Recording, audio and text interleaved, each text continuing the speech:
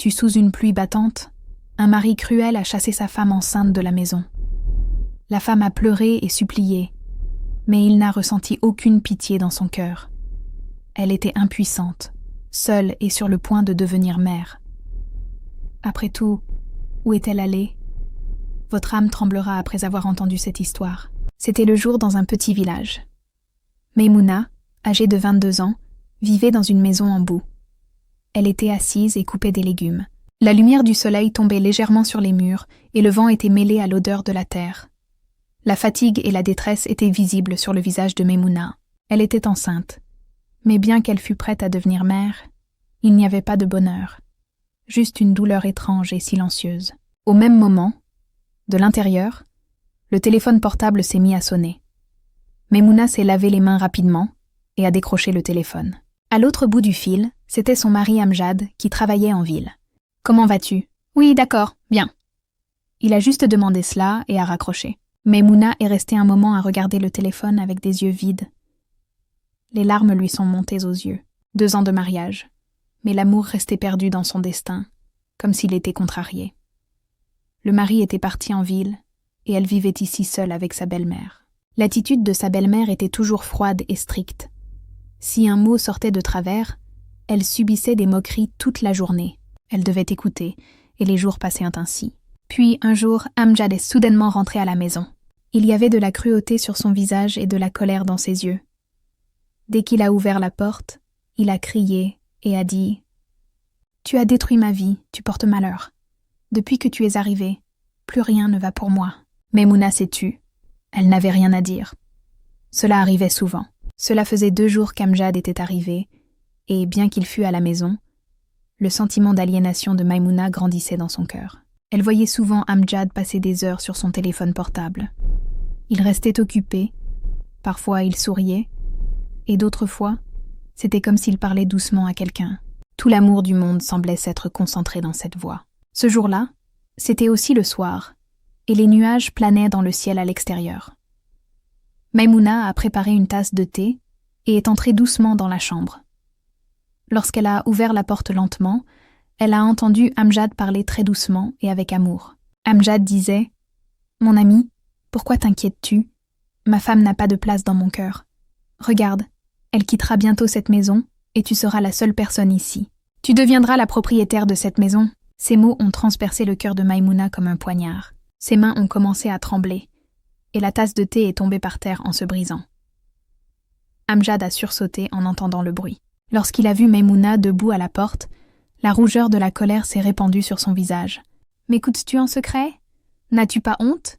dit Amjad d'un ton sévère. Les larmes ont coulé des yeux de Maimouna. « Amjad, me tortures-tu? Je suis ta femme et je vais devenir la mère de ton enfant. Pourquoi me trompes-tu ainsi ?» Mais dans les yeux d'Amjad, il n'y avait pas d'amour, seulement de la dispute. Il cherchait d'abord une excuse pour se débarrasser d'elle. Soudain, l'éclair a traversé le ciel et la pluie a commencé à tomber abondamment. Amjad s'est mis en colère et a attrapé le bras de Maimouna. « Ça suffit, sors de ma maison. Il n'y a plus de place pour toi ici. » Maimouna a commencé à pleurer, ses mots tremblaient. « Où irai-je? Je suis seule, je suis enceinte. » Mais Amjad avait levé le voile de la cruauté. Il l'a traînée dans la cour.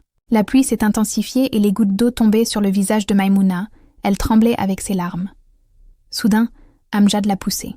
Elle est tombée devant la porte, couverte de boue, et il a fermé la porte de l'intérieur. Maimouna est restée devant la porte fermée pendant plusieurs instants. Elle a continué à pleurer. Elle a continué à se plaindre. Mais aucune réponse n'est venue de l'intérieur. La pluie s'était maintenant transformée en tempête. Elle s'est relevée lentement. D'une main, elle a réussi à soutenir son ventre et, d'un pas tremblant, elle a commencé à sortir vers le village. C'était son dernier refuge qui lui avait été arraché aujourd'hui. La pluie tombait non pas comme des gouttes sur la terre, mais dans le cœur de Maimouna. Alors qu'elle marchait, elle est venue s'asseoir sous un arbre touffu. Les vêtements trempés d'eau collaient à son corps. Sa respiration était rapide et son corps épuisé, mais il y avait plus de peur que de tristesse écrit sur son visage. Soudain, elle a mis sa main sur son ventre. Elle a ressenti une légère douleur, d'abord un peu, puis plus rapidement. Un sanglot étouffé est sorti des lèvres de Maimouna. Elle a pris peur. « Oh mon Dieu, où dois-je aller maintenant ?» Elle s'est appuyée contre l'arbre avec des mains tremblantes et s'est levée difficilement. La pluie était toujours abondante, mais elle a continué avec espoir. Elle a fait un pas de plus en avant. Une petite maison en boue était visible, et il y avait une porte. Mais le chemin de boue et la pluie persistaient. Elle a frappé à la porte avec des mains tremblantes. Quelques instants plus tard, la porte s'est ouverte avec un grincement et une vieille femme est apparue. La femme a regardé dehors. Sur son visage, il y avait une douceur cachée dans les rides. Maimouna a dit en pleurant : « Mère, s'il vous plaît, aidez-moi. J'ai mal au ventre.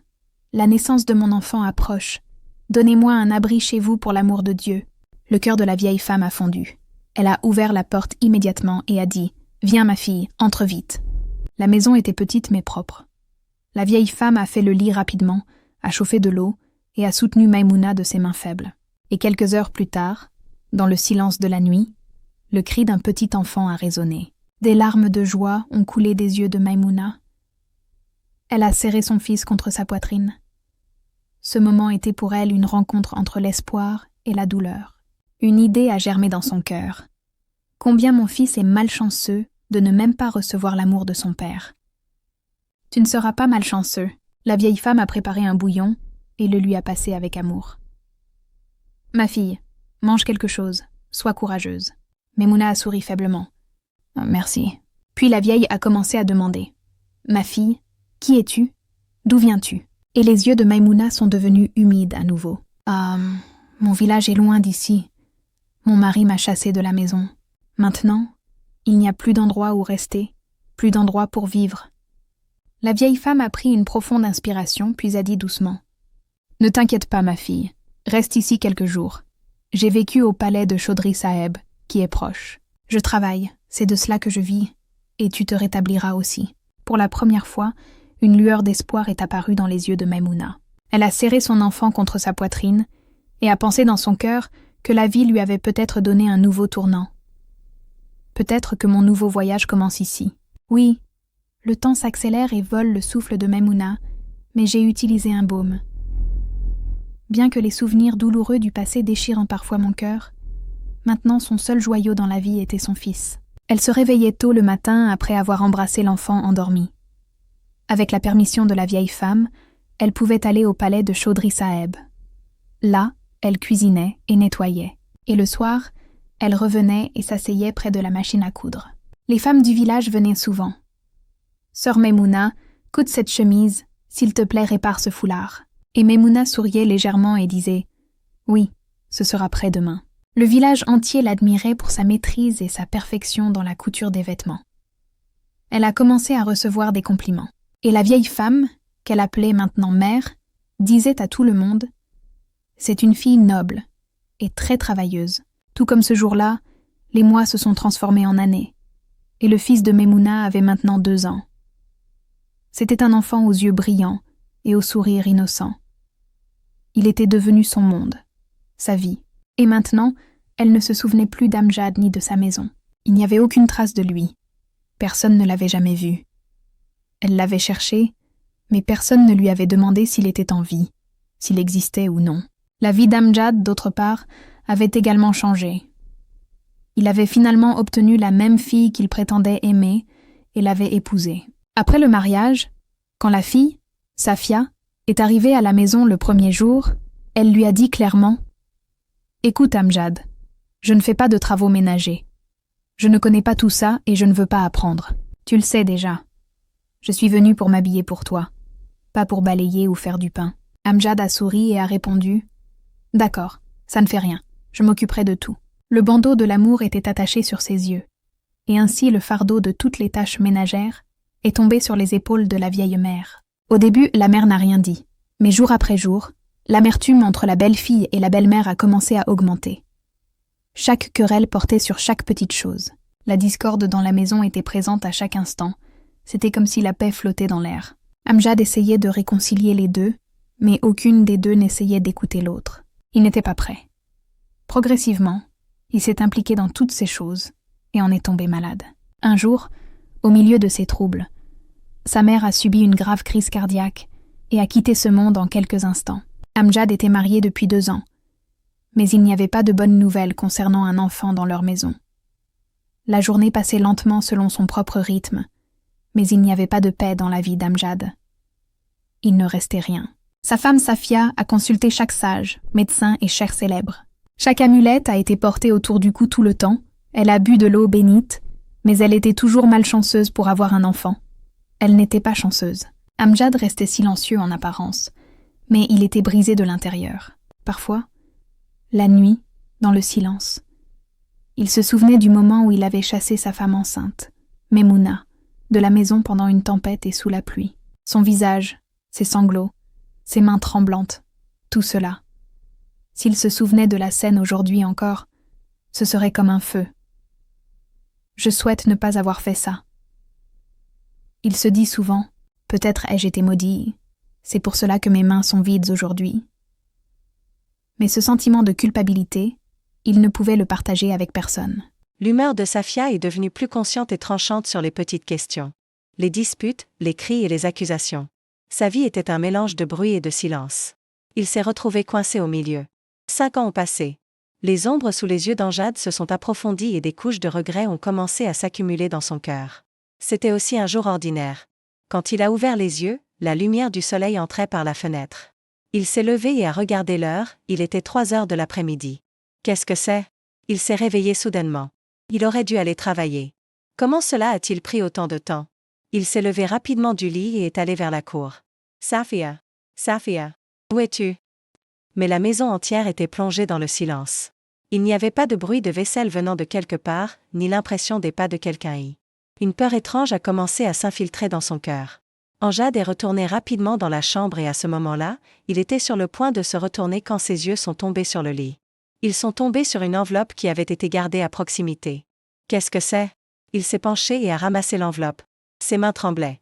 Il a ouvert l'enveloppe lentement et quand il a vu la lettre et a commencé à lire, son visage est devenu pâle. C'était comme si le sol s'était dérobé sous ses pieds. Sa respiration s'est arrêtée et ses yeux se sont écarquillés sous le choc et la surprise. Il a ouvert le papier et il y était écrit comme si les mots déchiraient son cœur. Amjad, je fais cela de ma propre volonté et pour mon plaisir. J'ai quitté la maison. Il n'y a rien à offrir avec toi. J'ai trouvé un mari riche et je ne suis pas sa femme non plus. Je ne veux pas avoir d'enfant avec toi et je ne veux pas vivre ma vie dans cette petite maison. Maintenant, je ne peux pas vivre ce genre de vie. Et oui, je vais vendre tes terres aussi, je l'ai déjà fait. Tout est entre mes mains maintenant. Je n'ai pas besoin de quelqu'un comme toi. Ce papier est tombé de la main d'Amjad sur le sol. Il est resté là un moment, comme si la terre s'était dérobée sous ses pieds. Ses yeux étaient déchirés par la surprise et le choc. Puis soudain, quelque chose en lui a commencé à se briser. Il s'est assis lentement sur le lit, et involontairement, un déluge de larmes est sorti. Un sanglot s'est échappé de ses lèvres. Qu'a-t-il fait? La même scène s'est répétée dans les bruits de son cœur. La pluie tombant devant la porte. Maimouna se tenait là, mouillée et tremblante, et dans ses yeux la peur et la supplication. Et lui-même était devenu un cœur de pierre. Il levait la main et disait « Sors !» Maintenant, il semblait que la nature s'était vengée de tous ses crimes. Dans le calme de la nuit, quand tout le monde dormait profondément, Amjad restait allongé sur le lit, les yeux ouverts, fixant le plafond. Une pointe de remords, de regret et de tristesse dans le cœur restait là tout le temps. 5 ans avaient passé, mais le visage de Maimouna, ses sanglots, la pluie. Je me souviens encore de toute cette nuit. Et maintenant, il errait d'un endroit à l'autre. Il ne posait qu'une seule question à quiconque. Est-ce que quelqu'un a vu Maimouna? Mais il n'obtenait aucune réponse. La vie était devenue un poison pour lui. Il a vendu le magasin, la terre et tout le reste pour payer les dettes. Il ne restait qu'un seul lit. Ce jour-là, toussant dans la nuit, chaque instant noyé dans le regret, il a continué à s'excuser auprès de Maimouna. De l'autre côté, il y avait une ombre de paix dans la vie de Maimouna. Elle est toujours avec sa mère Halima, la vieille femme qui est devenue comme une mère pour elle. Maimouna n'a épargné aucun effort pour la servir. Mais aujourd'hui, quelque chose était différent. La respiration de mère Halima est devenue lourde. Elle était allongée sur un lit et toussait. « Maimouna, approche ma fille. » Maimouna est allée immédiatement et s'est assise plus près. « Ma fille, aujourd'hui je vais te dire une chose très importante. » La chose était la faiblesse dans sa voix, mais le ton cachait un secret. « Tu dois aller dans cette forêt-là. Je dois y aller. Il y a une vieille cabane là-bas. Il y a un vieux coffre enterré à l'intérieur de cette cabane. Je vais te donner son adresse et ses clés. Tu dois y aller et creuser la terre. Ne t'arrête pas jusqu'à ce que tu trouves ce coffre. Maimouna a demandé avec surprise « Qu'y a-t-il dans ce coffre, mère ?» Une lueur est venue dans les yeux de mère Halima. « C'est mon dépôt de confiance. Beaucoup de diamants et de bijoux. Je veux qu'Allah fasse parvenir mon dépôt à mon fils Aftab. C'est mon dernier devoir, ma fille. Tu as promis que tu remettrais ce dépôt. » Maimouna a dit les mains jointes. « Mère, même au risque de ma vie, je garderai ta confiance jusqu'à ce que le soleil se lève. Je la remettrai. » Et le lendemain matin, Maimouna a confié son enfant, son fils de 5 ans, à mère Halima, a embrassé son front et est partie vers la forêt. La route était déserte, les ombres des arbres longues et silencieuses, et les bruits des oiseaux semblaient aussi tristes. Alors qu'elle marchait, elle est finalement arrivée à l'endroit que sa mère lui avait indiqué. Elle est arrivée à destination. Il y avait une vieille cabane devant, sale, mais avec un charme étrange. Maimouna s'est penchée et a ouvert la porte. L'intérieur était sombre. Elle a pris la pelle et a saisi la pioche fermement et a commencé à frapper le sol et à creuser. Les mots de mère Halima résonnaient à ses oreilles.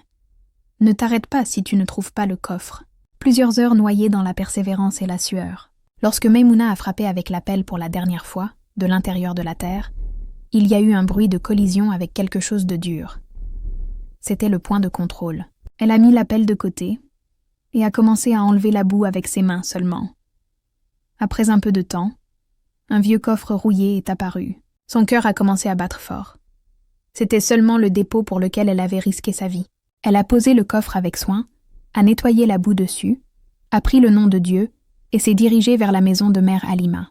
Après être arrivée à la maison, elle est allée directement dans la chambre de mère Halima. Mère était sur le lit, la fatigue visible sur son visage, mais il y avait une lueur d'attente dans les yeux. Maimouna a posé le coffre devant elle et a dit à voix basse « Mère, c'est ton dépôt, je suis venue le prendre. » Et en entendant cela, les yeux de mère Halima se sont remplis de larmes. Une joie immense a brillé en elle.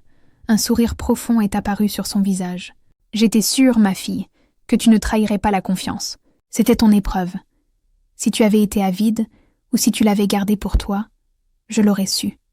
Le coffre n'aurait jamais été ton destin. » Et d'une main tremblante, elle a ouvert le couvercle du coffre. Et l'instant suivant, leurs yeux se sont ouverts tous les deux de surprise. Des diamants brillaient à l'intérieur, des bijoux, des pièces d'or. Un trésor caché. Mère Halima a dit à voix basse « Mon mari a enterré ce trésor là-bas. Nous étions très riches un jour, mais c'est la cruauté du fils qui nous a poussés hors de la maison. Mon mari a dit ceci quand il mourait, que le jour où une personne de bonne volonté prendrait mon dépôt et le chercherait avec diligence, alors elle en serait le propriétaire légitime. Ma fille, ce trésor est à toi maintenant. Tu le possèdes parce que tu l'as protégé avec honnêteté. » Maimouna a commencé à verser des larmes. Elle s'est assise par terre, a embrassé la main de mère Halima et a dit « Ô mère, tu m'as gratifiée d'une fille, en parlant d'elle-même comme une fille pour la vieille femme. C'est la plus grande récompense. » Quelques jours plus tard, le temps de mère Halima est finalement arrivé. Maimouna a pleuré son départ. Mais en mémoire de sa mère, elle a décidé de garder leur dépôt pour l'utiliser sur le chemin de la justice. Elle a fait don de la moitié du trésor. Une grande école a été construite dans le village, afin que les enfants pauvres et orphelins puissent recevoir une éducation gratuite. Et un hôpital a été construit avec une autre partie, où chaque personne dans le besoin était soignée gratuitement. Maimouna, de ce village, est devenue connue sous le nom de Nek Khatoun, la dame vertueuse. Les gens embrassaient ses mains et priaient pour elle. Et son fils avait maintenant 8 ans, brillant, intelligent et au cœur tendre comme sa mère. Les jours ont changé derrière les nuages des ennuis. Et maintenant la lumière de la miséricorde est descendue. Laissez passer la journée. La lumière du soir se répandait dans le ciel lorsqu'Amjad s'est assis, l'air fatigué, les cheveux ébouriffés et les vêtements déchirés. Il s'est assis sous un vieux banyan et pleurait, ses larmes tombant dans la poussière.